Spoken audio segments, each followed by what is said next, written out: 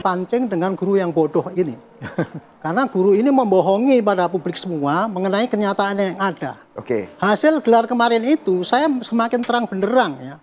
Bahkan pihak Kompolnas pun, pemerhati yang dari netral, ahli masing-masing mengatakan bahwa ternyata selama ini Dumas itu tidak mendapatkan unsur pidana yang ada. Jadi sudah benar yang dilakukan oleh Barreskrim itu tadi. Dan kemarin ada 2 poin lagi yang saya lihat itu tadi ya. Bahwa ternyata apa yang selama ini dikatakan oleh si Roy Suryo katanya penelitiannya itu betul-betul ilmiah, itu bohong karena dia pakai metode sampel yang bukan asli. Sehingga itu oleh ahli pun dikatakan bahwa itu tidak benar, tapi dia masih ngeyel. Itu satu. Yang kedua mengenai apa yang dituduhkan oleh si Resmond bahwa itu ada kejanggalan-kejanggalan itu oleh Gama yang menelorkan itu. Gama bersumpah kemarin itu. Saya jamin Pak, ini Pak Jokowi adalah murid kami. Mulai masuk pendidikan sampai tridharma dilakukan, ini bukti-buktinya.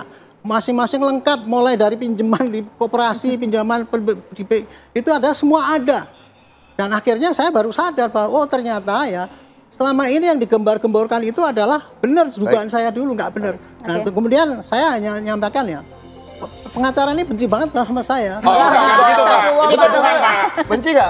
Enggak, itu kritik. Benar-benar cinta mungkin. Oke, silakan. Kita kritik fokus kepada objeknya. Kalau serang pribadi, setiap orang punya hak untuk membela diri. Karena saya dulu yang mengatakan. Jangan mengulangi kesalahan di Garuda lagi, Pak. Mohon maaf, Bapak. Tunggu. Saya yang pertama kali mengatakan bahwa laporan yang ada di Polda Metro itu bukan hanya sekedar pencemaran, tapi ujaran kebencian. Itulah yang dia nggak suka karena itu. Makanya dia memberikan. Tapi lagi-lagi dalam diskusi kami tidak menyerang masing-masing pihak secara personal ya. Terima kasih banyak Pak Arianto tadi. Terima kasih Bung Andi, Bung Ahmad. Waktu kami singkat, mohon maaf sekali. Diperpanjang sedikit tadi maksudnya Pak Ari adalah benci, benar-benar cinta. Nah, itu dia. Kalau gitu benar-benar cinta ya. Terima kasih banyak Pak Enggak lah katanya. Kita itu jangan di sini ya. Kita jangan bergurau ya. Kasihan rakyat Pak. Terima kasih banyak.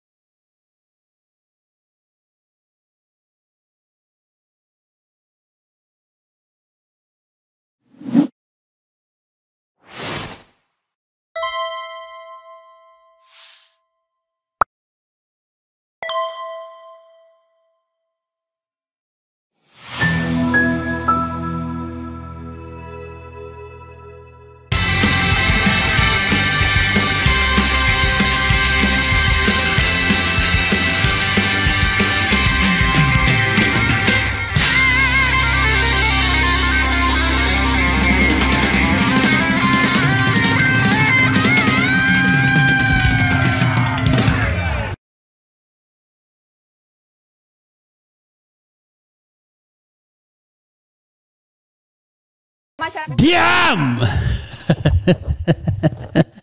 Sahabat sekalian. Jadi kalau orang yang mendengarkan saya barangkali bisa apa istilahnya ya, bisa pingsan dia ya. Jadi sahabat sekalian, inilah ya. Ini my opinion ya, my opinion yang mengikuti soal ini. Begini sahabat sekalian. Ada hal-hal yang sifatnya mutlak, ada hal sifatnya yang relatif. Ya. Oke, yang mutlak itu begini. Jadi lucu menurut saya penasihat Kapolri ini. Kelihatannya pengen sekali menersangkakan dan menghukum. Mentalnya itu bagaimana memenjarakan Roy Suryo CS. Sepertinya ada kepuasan kalau Roy Suryo CS dipenjarakan. Saya nggak habis pikir kok begitu ya mental dari seorang penasihat Kapolri yang juga pernah menjadi seorang jenderal polisi gitu. Polisi itu pelindung dan pengayom masyarakat, bukan penghukum masyarakat. Jadi agak aneh sebenarnya kan. Padahal sudah diajarkan di hukum itu lebih baik membebaskan 1000 orang yang bersalah daripada menghukum 1 orang yang tidak bersalah. Jadi apa yang aneh dari situ? Gini, nanti kita bandingkan dengan fakta. Dia mengatakan, saya baru tahu. Nah gini, saya tidak tahu apakah Arianto Sutadi ini hadir atau tidak. Konon dia termasuk yang hadir di gelar perkara khusus. Dan aneh, dia hadir di gelar perkara khusus itu sebagai apa ya? Sebagai penasihat Kapolri. Itu kan sifatnya internal, penasihat Kapolri itu bukan sebuah institusi yang katakanlah eksternal. itu kan hanya untuk keperluan Kapolri saja sesungguhnya, bukan untuk yang lain-lain. Dan ini kan terkait dengan proses penegakan hukum. Tapi dia konon hadir, tapi nanti kita tanya lagi ya, apakah dia benar-benar hadir atau tidak. Itu satu. Yang kedua, ya, dia mengatakan bahwa di Dumas itu tidak ada katanya tindak pidananya. Oke, kita pegang dulu poinnya. Dan yang kedua, dia bilang Roy Suryo itu bohong karena ternyata selama ini penelitiannya tidak menggunakan data yang original. Oke, kita simpan juga. Yang ketiga, UGM sudah bilang Joko Widodo itu memang mahasiswa mereka. Nah, saya surprise. Ternyata UGM hadir di dalam gelar perkara khusus. Nah, ini yang tidak diketahui. Kok sampai-sampai kemudian kubu pelapor nggak tahu kalau UGM hadir. Nah, ini kan aneh sebenarnya. Karena lucu. Oke. Itu ya. Nah, moodnya, konstelasinya, penasihat Kapolri, Kompolnas, kemudian Bareskrim, UGM, plus pihak Jokowi. 5 pihak ini seperti dalam tanda kutip menjadi satu kesatuan dengan tujuan yang sama. I don't know why. Why misalnya seorang penasihat Kapolri tidak berdiri di tengah, bahkan muncul dalam talkshow berhadapan dengan pihak TPUA dan pengacaranya. Rasanya kan aneh. Padahal dia adalah penegak hukumnya. Jadi kalau misalnya ya Jokowi pihak A, Roy Suryo CS pihak B. Sebenarnya bukan Roy Suryo CS yang mengadukan, itu TPUA. Tapi udahlah, sudah menjadi Roy Suryo CS jadinya kan. Roy Suryo CS pihak B misalnya. Maka polisi harus menjadi pihak yang netral, tidak A, tidak B. Kemudian penasihat Kapolri tidak boleh muncul, tidak A, tidak B. Muncul sebagai seorang yang punya wisdom. Punya wisdom. Nah, salah satu wisdom itu tidak menolak fakta. Fakta yang telanjang. Apa fakta yang telanjang itu? Face recognition, face comparison, dan certificate comparison. Itu dua itu saja. Kan sudah diakui oleh Bareskrim Mabes Polri bahwa ijazah yang asli itu adalah ijazah yang fotokopi yang kemudian ditampilkan oleh Dirtipidum. Itu kan yang asli. Yang sama persis dengan Dian Sandi. Kan tidak ada bantahan. Jadi kalau informasi itu tidak dibantah, maka sah dia digunakan sebagai sebuah sampel. Kan kita bicara masalah yang ilmiah, bukan masalah prosedural saja, bro. Ya kan? Kecuali ada pihak Jokowi membantah, bukan yang di-upload Dian Sandi itu bukan yang asli. Yang di Dirtipidum itu bukan yang asli.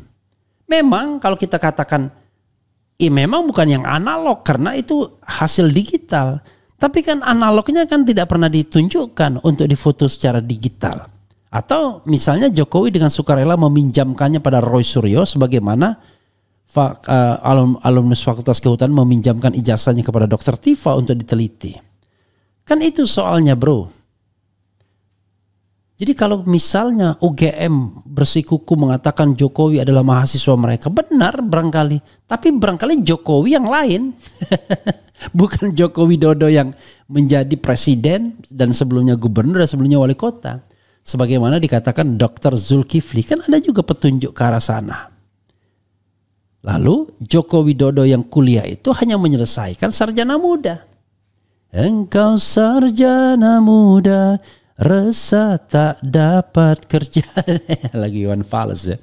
Jadi hanya sarjana muda. Itu petunjuknya. Menyelesaikan 188 SKS. Lalu ketika ditambah 122 SKS. Kemudian ketika ditambah 88 SKS. Jadi 210 SKS. It doesn't make sense. Gak masuk akal. Karena sarjana hanya menyelesaikan 160-61 SKS saja maksimal. Jadi ini petunjuk, bro, ya kan? Apakah orang semacam Arianto Sutadi tidak bisa menerima menerima ini sebagai sebuah kebenaran sehingga hanya berpegang pada omongan orang yang sudah diragukan netralitas dan independensinya. Baik itu pihak Bareskrim maupun pihak UGM yang kelihatannya bersatu.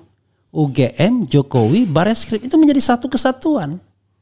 Terbukti misalnya pengakuan Roy Suryo ketika mereka datang ke Fakultas Kehutanan, mereka itu diperlakukan seperti musuh dihadapi dengan belasan orang tiga itu, Rismon, Tifa dan Roy Suryo. Oke. Lalu tiba-tiba ada kata-kata benci. Tidak ada urusan benci.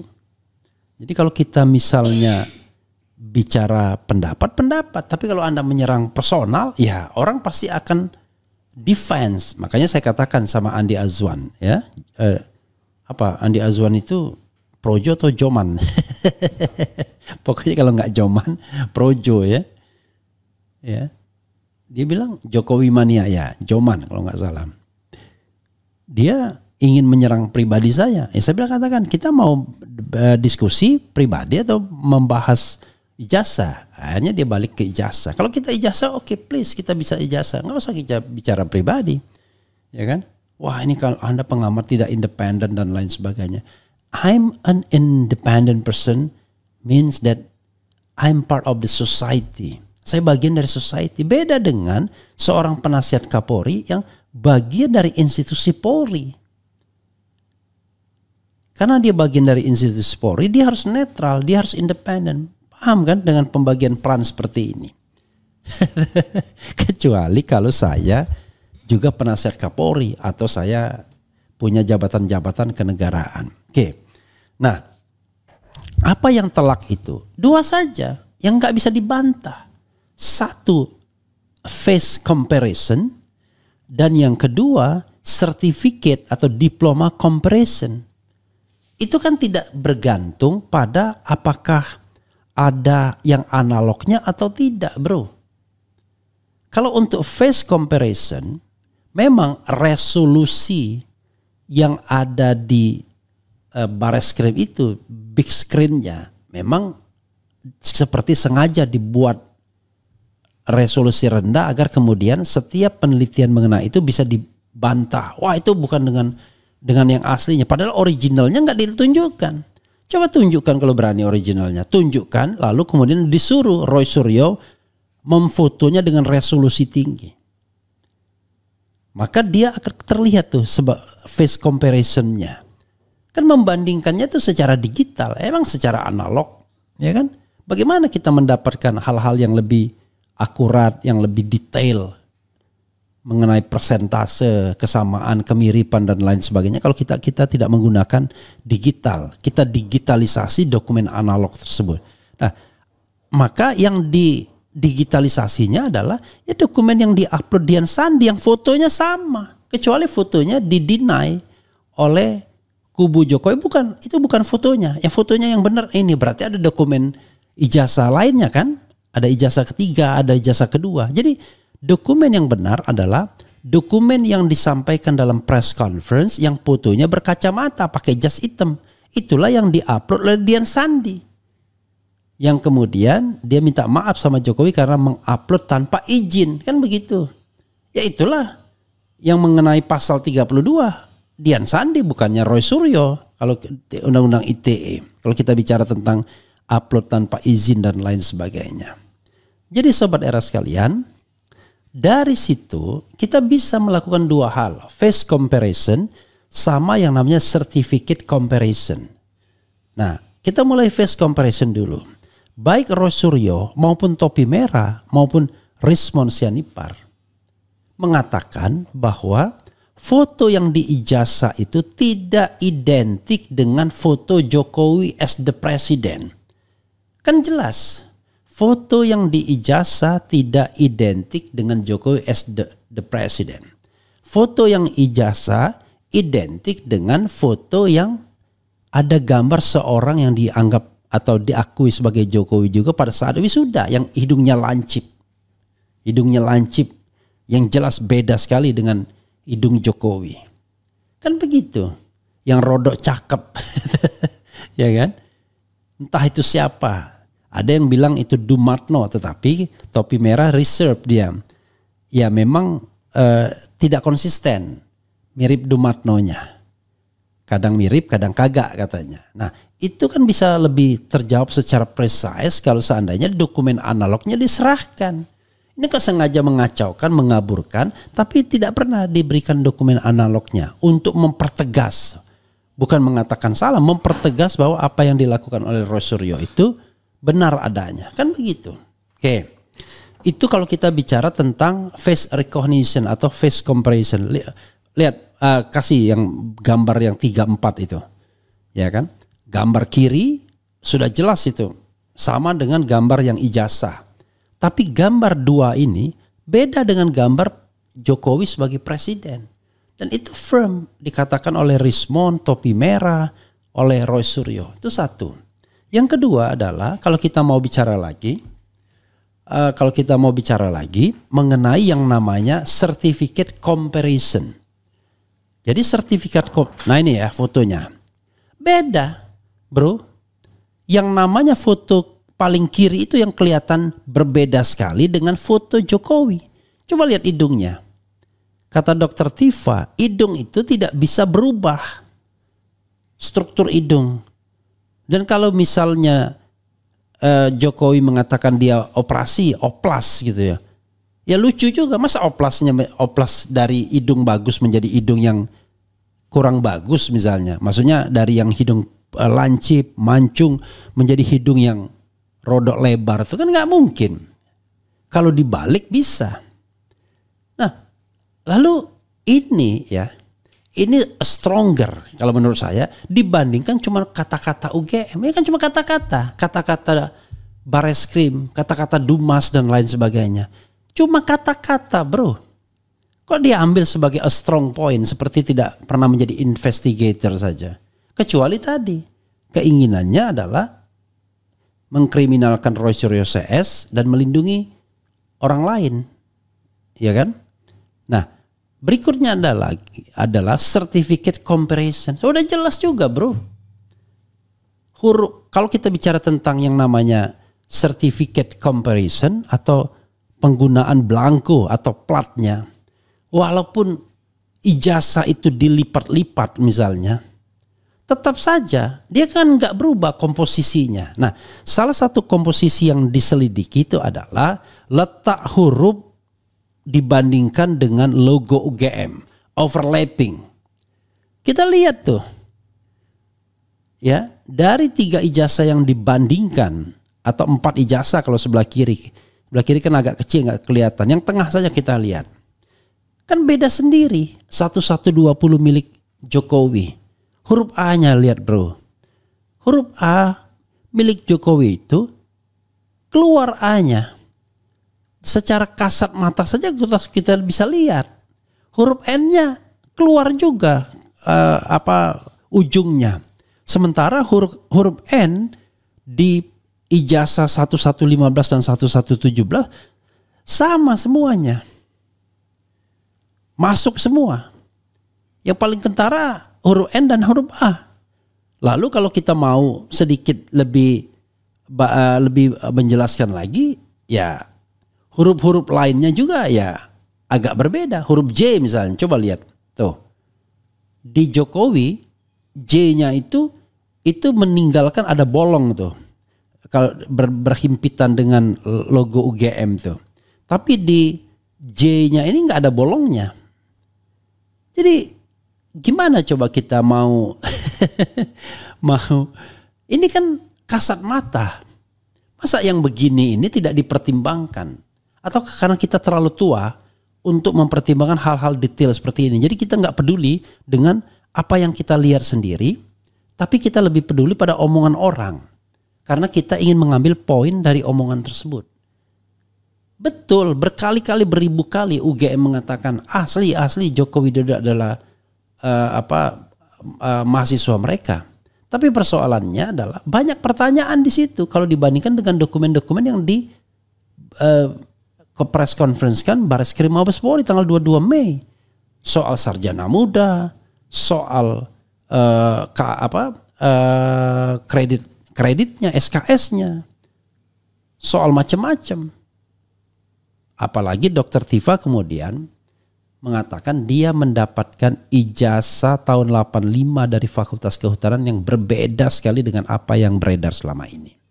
Pertanyaannya, apakah kemudian kita ingin mengatakan bahwa semua palsu kecuali yang 1120 Jokowi? Kan nggak bisa begitu. It doesn't make sense. Kalau misalnya ijazah mereka palsu, for what? Untuk apa? Mereka memalsukan ijazah lagi. Toh ijazah itu sudah digunakan dan mereka bisa dicek apakah betul ijazah itu atau tidak dengan secara mudah. Jadi menurut saya ketika menyerang pribadi,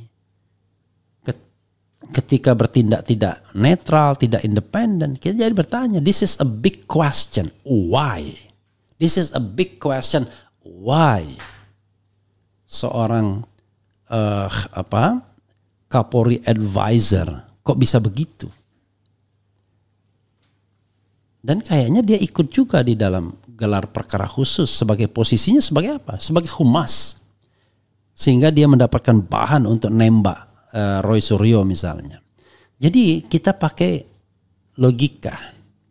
Kalau Roy Suryo cuma omon-omon doang, agak berat. Ini dia tidak omon-omon, dia mempresentasikan sesuatu yang nggak bisa dibantah. Dua hal itu, face comparison sama face recognition, face comparison, dan kemudian certificate comparison. Nggak bisa dibantah. Gimana coba Anda membantahnya? Kenapa ijazah Jokowi berbeda sendiri dengan 3 ijazah lainnya yang dibandingkan? Oh, itu kan karena 3 ijazah itu yang palsu. Masa begitu?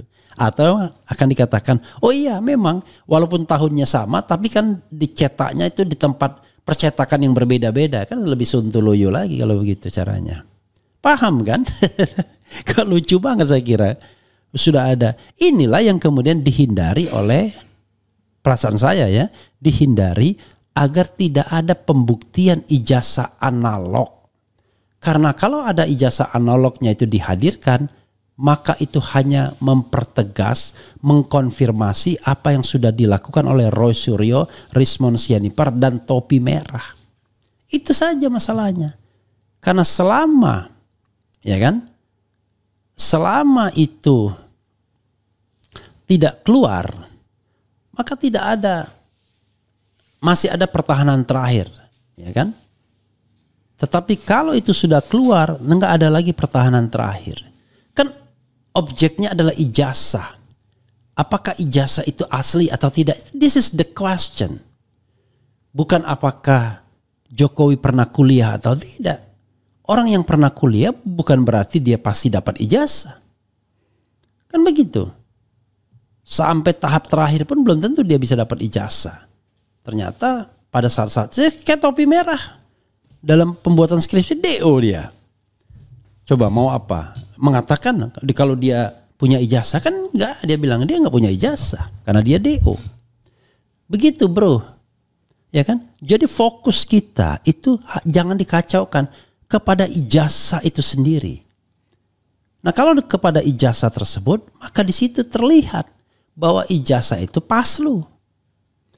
Berdasarkan tadi face comparison atau face recognition, ya. Kemudian berdasarkan certificate comparison tadi. Kalau mau membantah itu, ya hadirkan analognya, bro. Jangan kemudian ini dibantah, tapi versi yang benarnya enggak ada. Itu sama aja dengan orang ngomong, pendapat Anda salah semua, yang benar enggak peduli saya, yang penting Anda salah. Kan kacau. Kalau pendapat seseorang itu dianggap salah, yang benarnya apa? Yang benarnya enggak berani ditampilkan. Kan itu soalnya. Jadi sobat R sekalian, ya. Ini yang kemudian kita jangan dibodoh-bodohi. Bolak-balik. Itu kan masalahnya. Gitu. Apalagi kemudian tadi dikatakan, belakangan saya tahu begini-begini. Kata Dumas, tidak ada tindak pidana. Lah, kita tidak bicara apakah ada tindak pidana atau tidak, itu kan sebuah kualifikasi, ya kan? Sebuah kualifikasi yang kemudian dimaknai.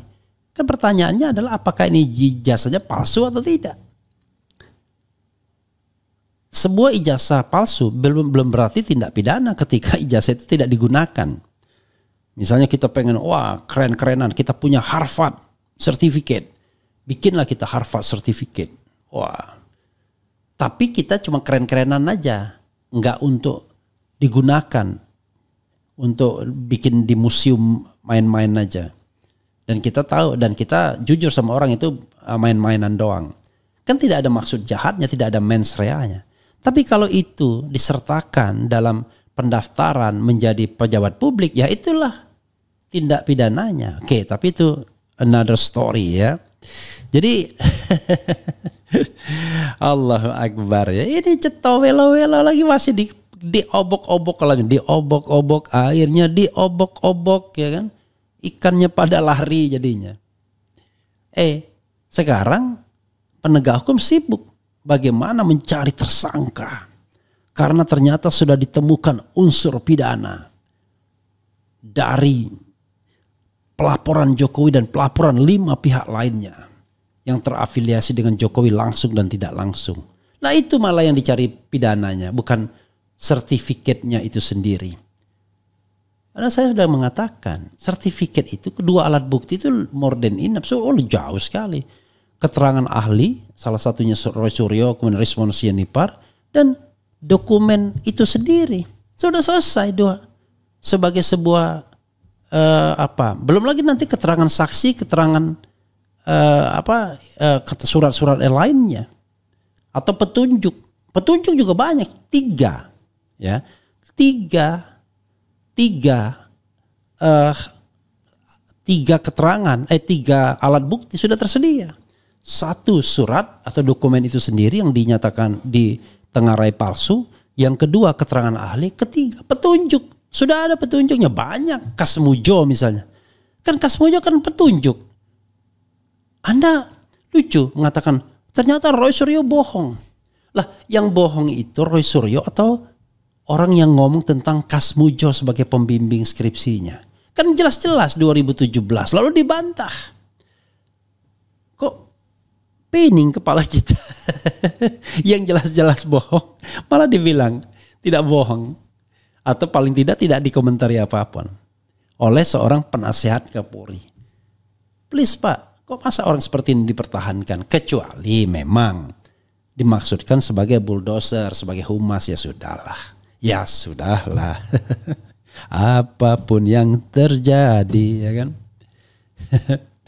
Oke, sobat era sekalian, coba kita bacakan ya sekali lagi. This is nothing personal. Ini adalah berpikir logis, logic thinking. Di depan kita sudah ada fakta dan data. Bukan tidak ada fakta dan data, kecuali tidak ada fakta dan data. Ya kan? Banyak orang tidak mengikuti ini secara precise, secara jelas. Sehingga dia tidak mendapatkan fakta dan data.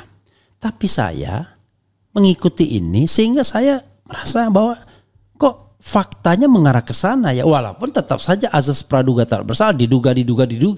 Kan kita ini ya tertangkap tangan saja. Itu tetap saja kita mengatakan diduga. Padahal dia sudah tertangkap tangan. Karena tadi azas presumption of innocence. Sebelum ada putusan yang berkekuatan hukum tetap, orang nggak bisa dianggap sudah bersalah. Kan itu soalnya. Tapi kan secara sosiologis, secara apalagi istilahnya, secara politis, secara fisik, kasat mata, kan sudah mengarah kemana itu kita udah tahu sesungguhnya. Ya. Dengan dokumen dikempit terus-menerus, itu kan juga mencurigakan. Kenapa dokumen analognya nggak pernah dikeluarkan? Lalu semua penelitian yang tidak menggunakan dokumen analog kemudian dikatakan tidak sah dan lain sebagainya. Enak sekali mengatakan tidak sah, tapi tidak ada yang namanya studi pembandingnya. Buat dong studi pembandingnya, siapapun ahli dari pihak Jokowi. Mereka melakukan face recognition, face comparison, apapun. Tapi jangan lupa bahwa alat atau program yang Anda pakai harus bisa diuji oleh pihak lain. Jangan kemudian dilakukan rekayasa. Makanya sekarang saya katakan, berani nggak Mabes Polri, Puslapor membuka metode comparison dia. Katanya identik dengan 3 ijazah lainnya. Pertama, the first question, tunjukkan ijazahnya yang mana yang dibandingkan itu. Karena kata Susnodo Aji, ya kalau ijazahnya pembandingnya palsu, ya palsu-palsu semua. Kalau pembandingnya asli, ya asli-asli semua.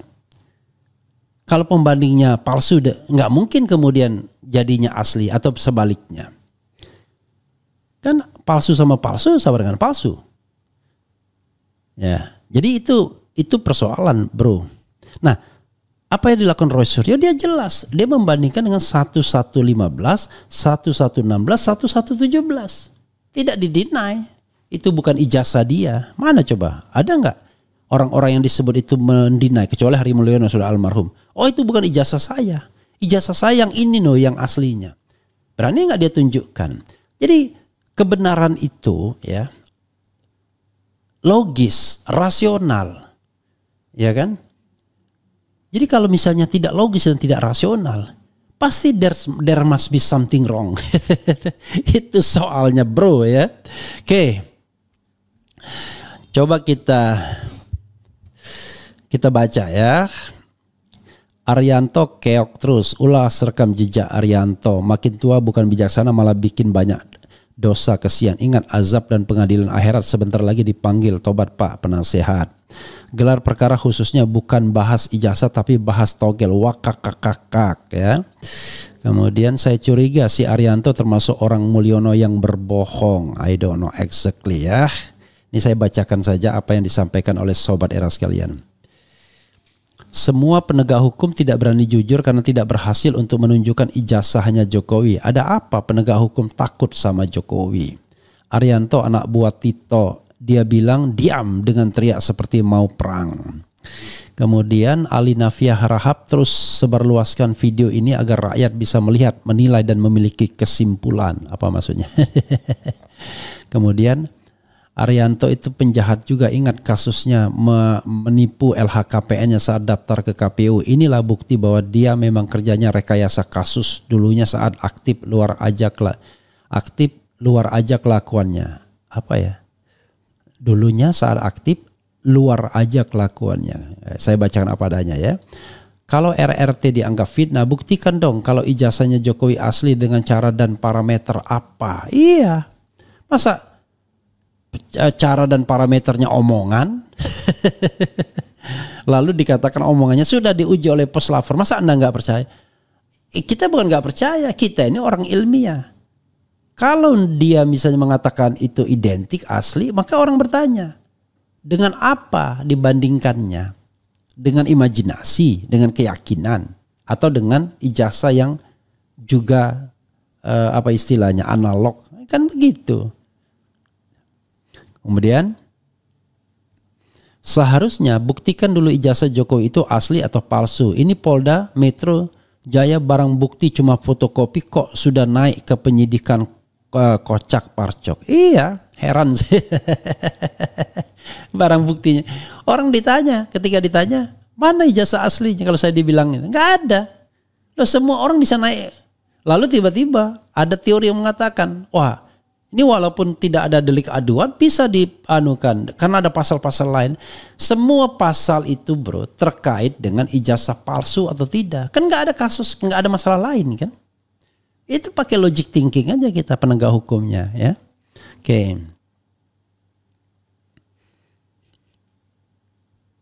Kemudian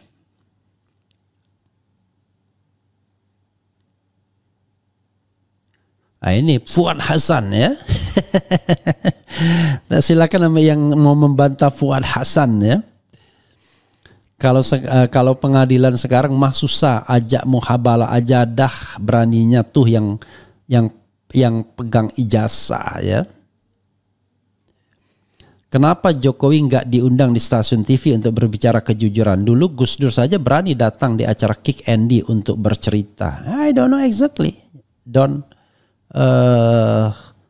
ask me. Terus sebar, oke. Benar Pak Refli, foto ijazah bukan Jokowi. Beda banget, yang di ijazah lebih cakep dari Jokowi walaupun agak oke, nggak boleh juga kita bilang walaupun agak tonggos dan lain sebagainya. Oke, apa lagi? Kata Bareskrim asli mana? Kayak nggak ditunjukkan ya. Oke. Diam. UGM saja juga nggak bisa membuktikan usaha ijazahnya Jokowi asli hanya sampai level meyakini tanpa parameter ilmiah. Iya, nggak bisa. Mestinya dia gini ya, kalau mau meyakinkan UGM itu minta aja ijazah analognya Pak Jokowi, ya, kami akan membuat sebuah parameter. Kami punya ahli digital forensik. Ini UGM bro, masa nggak punya? Lalu diundanglah masyarakat, diundanglah Rismon, Roy dan lain sebagainya. Demonstrasikan di depan publik. Nih, baru itu benar caranya. Ini mau mentersangkakan orang, mau menghukum orang, tapi yang asli nggak pernah ditunjukkan. Kan kacau jadinya. Dan itu adalah nasihat dari seorang penasihat Kapolri, kan parah jadinya. Kemudian uji forensik pun tidak ada tuh ijazahnya. Bagaimana uji forensiknya? Wakakakak. Oke. Ganti sebutan palsu dengan bukan produk UGM. Bukan produk UGM. Begini. Ini agak tricky ya. Jangan salah. Kalau dibilang bukan produk UGM, nanti bagaimana kalau itu produk UGM? Tapi aspal, asli tapi palsu. Kok bisa begitu? Gini, kan banyak perguruan tinggi yang menjual ijazah. Tuh. Kok UGM sampai taraf menjual? Enggak, UGM enggak akan jual ijazah. Tapi ini terkait dengan seorang presiden, bro. Yang anak buahnya mantan rektor UGM. Yang rektor UGM ini punya anak buah rektor UGM lagi. Dan lain sebagainya, dan lain sebagainya. Kan itu masalahnya. Ketika Bambang Tri mempermasalahkan ijazah, emang enggak pasang kuda-kuda dengan menghubungi UGM dan lain sebagainya. Jadi kita pakai logika kita ya. Wajah kepolisian tergambar dari mulut penasihat pimpinannya, Arianto buzzer Jokowi. Kemudian si topi biru membahas analisis si topi merah, hehehe juga. Kemudian kata-kata orang yang sudah kalah dalam debat dan emosi yang tidak dapat dikontrol. Hati-hati stroke Pak. Bung RH tolong gaungkan terus mengenai foto yang berkacamata dan keterangan Pak Kasmujo yang sulit dibantah. Sebenarnya dari ini saja sudah cukup bahwa Mr. J bohong tentang ijazahnya. Iya itulah. Kita ini seperti ya rakyat Indonesia sudah disajikan hal yang jelas. Tapi oleh orang-orang pintar ini dikacaukan. Orang jelas bayangkan. Masa lebih percaya omongan dibandingkan sesuatu yang bisa kita lihat sendiri. Kan yang namanya face comparison itu bisa kita lihat. Gak usah pakai teknologi. Bandingkan aja dengan satu yang pakai toga. Ya kan? Sama Pak Jokowi sekarang. Beda sekali hidungnya. Hidungnya aja kita lihat. Satu. Beda banget. Beda banget hidungnya. Yang kedua, dengan sertifikat comparison. Kelihatan tadi, huruf N-nya, huruf A-nya, huruf J-nya. Kan beda. Overlappingnya terhadap yang namanya lambang UGM. Itu gak usah orang-orang pinter bro. Kita kasat mata ngelihat. Gak usah pakai teknologi, kasat mata kita melihat. Masa yang begini gak dilihat oleh seorang penasihat Kapolri? Nasihat apa yang bisa diberikan? Tapi kecuali tadi. Memang polisi tidak mau bertindak atau mencari kebenaran lagi. Hanya sekedar bagaimana caranya menyelamatkan seseorang dan memenjarakan orang lain yang mempermasalahkan orang lain. Kan begitu. Apalagi ya.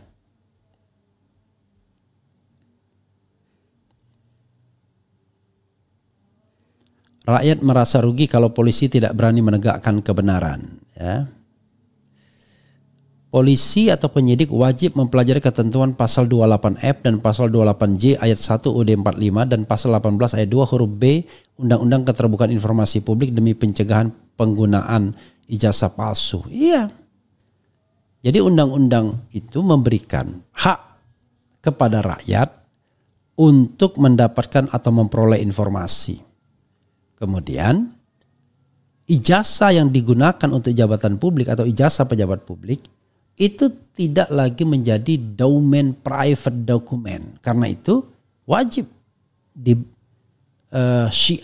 atau diberitahukan, diinformasikan kepada masyarakat sebagai bagian dari hak asasi masyarakat untuk the right to know. Kalau enggak ya jangan jadi pejabat publik. Enak aja jadi pejabat publik tapi enggak mau ada transparansi dokumen-dokumen yang memang related dengan jabatan publik itu antara lain ijazahnya. Begitu sobat RH sekalian ya. Oke, itu saja. Mudah-mudahan bermanfaat apa yang saya sampaikan. Sekali lagi, jangan diam. Wassalamualaikum warahmatullahi wabarakatuh.